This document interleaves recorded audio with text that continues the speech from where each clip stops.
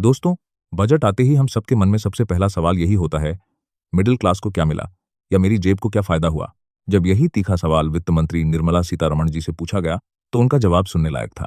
उन्होंने टैक्स की बात न करके एक ऐसी चीज पर बात की जो मिडिल क्लास के हर परिवार और उनके बच्चों के फ्यूचर के लिए सबसे जरूरी है। आखिर उन्होंने मिडिल क्लास के सवाल पर एजुकेशन का जिक्र क्यों किया और छात्रों के लिए क्या बड़ा प्लान है। आइए सुनते हैं वित्त मंत्री का यह पूरा जवाब। लेकिन प्राइमरी एजुकेशन और सेकेंडरी एजुकेशन जो कि हमारे बैकबोन है ग्रोथ का भारत के लिए, उसके लिए इसमें क्या है। और दूसरा अभी मैं एक शो करके आया हूं, उसमें लोग पूछ रहे थे कि मिडिल क्लास के लिए बजट में क्या है, बजट में क्या है।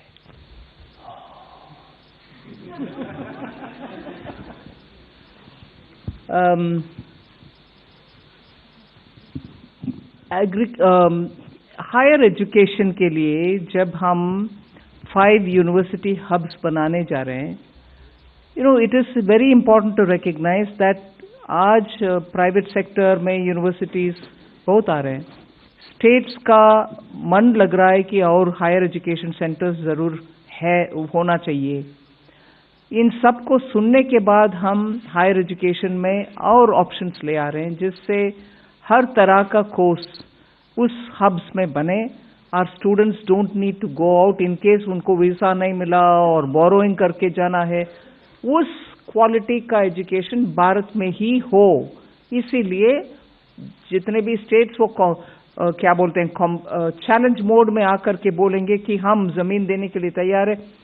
मल्टी स्पेशलिटी हॉस्पिटल जैसे बनाते हैं, ऐसे universities with different types of courses can all come and set up, and this will also mean partnering with universities abroad.